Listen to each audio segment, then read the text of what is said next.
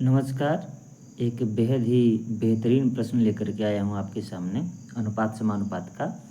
कह रहा है यदि b plus C ratio A बराबर 11:4 हो, ठीक है, और दिया है c ratio A plus B बराबर 5:7, ठीक है, और दिया है a प्लस बी प्लस सी बराबर 3360 रुपये, तो b का मान क्या होगा। देखिए ऐसे सवाल को कैसे हल करते हैं, अगर ध्यान से देखेंगे तुरंत सवाल उड़ जाएगा। हम लोग क्या करते हैं कि यहाँ पर लिख लेते हैं कि b प्लस सी। देखिए एग्जाम में इतना लिखने की ज़रूरत नहीं है, लेकिन ये बेसिक कंसेप्ट आपको बताना बहुत ज़रूरी है, ठीक है। अब दूसरा दिया है कि c/a प्लस बी बराबर 5:7, ठीक है ना। अगर हम इन तीनों को जोड़ें b प्लस सी प्लस ए, तो यहाँ पर कितना आ रहा है 15, बोलिए हाँ। और यहाँ पर जब तीनों को जोड़ रहे हैं a प्लस बी प्लस सी बराबर, तो यहाँ पर 12 आ रहा है। दोनों को बराबर आना चाहिए ना, लेकिन अलग अलग आ रहा है, तो हम क्या कर देते हैं, बराबर ले लेते हैं। तो इन दोनों का एलसीएम लेंगे, मतलब इतना आना चाहिए कि हम किससे गुणा करें कि दोनों में बराबर हो जाए। तो मैं इसमें 4 से गुणा कर देता हूँ और इसमें 5 से। देखिए 15 चौके 60 और 12 पच्चे 60। समझ में आया कि नहीं। मतलब लौसा अगर हम लोग लेते तो 60 ही आता लौसा, और 60 15 से भी कट जाएगा और 12 से भी कट जाएगा। इतना क्लियर है ना। तो मैंने तुरंत क्या कर दिया, 4 से और 5 से गुणा करके दोनों को बराबर कर दिया। अब जो दिया है a प्लस बी प्लस सी का योग कितना हो गया, 60। क्लियर है ना। जबकि यहाँ पर आप देख पा रहे हैं कि a प्लस बी प्लस सी का वैल्यू दिया है 3360।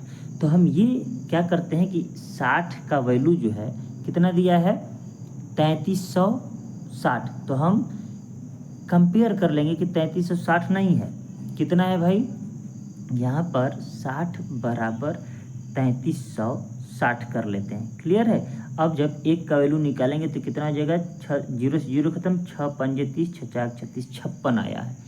क्लियर है।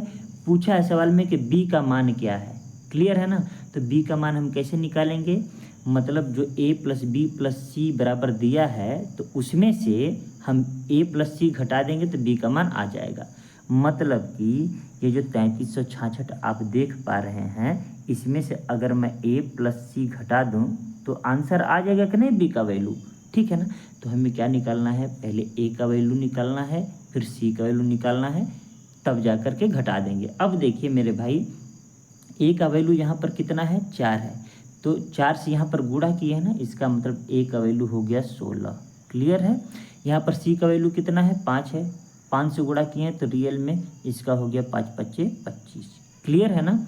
अब देखिए दोनों को हम जोड़ पा रहे हैं तो कितना हो जा रहा है, 16 5 मतलब 6 5 11, 2 1 3 1 4, 41 हो गया ना।